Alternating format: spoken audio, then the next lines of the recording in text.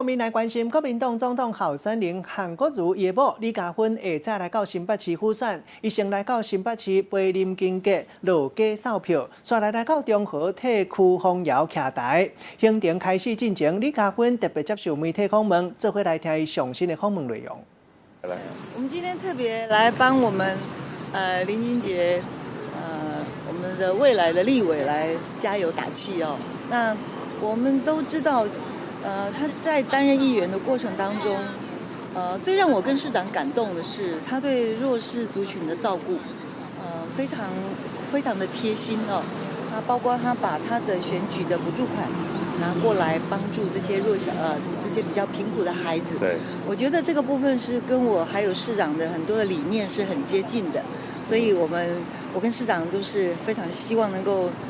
再帮他多多加油。我们也期待我们所有的民众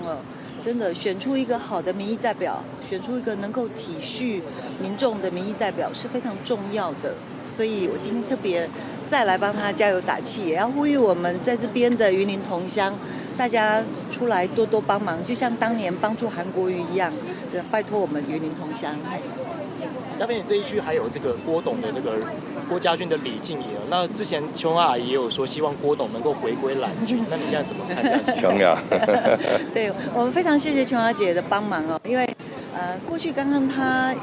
并不认识，但是也因为她就是跟市长理念很接近，所以她很主动的就来帮我们在高雄行销哦。除了帮高雄代言观光，我们办了一个非常美丽的一个琼瑶宴，那也获得很多的观光客的赞赏。所以我相信我们台湾其实，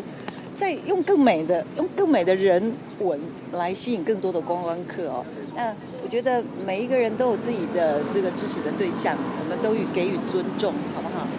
而且现在很多人都会期待，就是说你可以跟家人合体，所以1月9号会跟家人，还有就是跟那个韩冰会来吗？没有，那个是不要只是大家的期待，那只是大家的期待，没有。谢谢。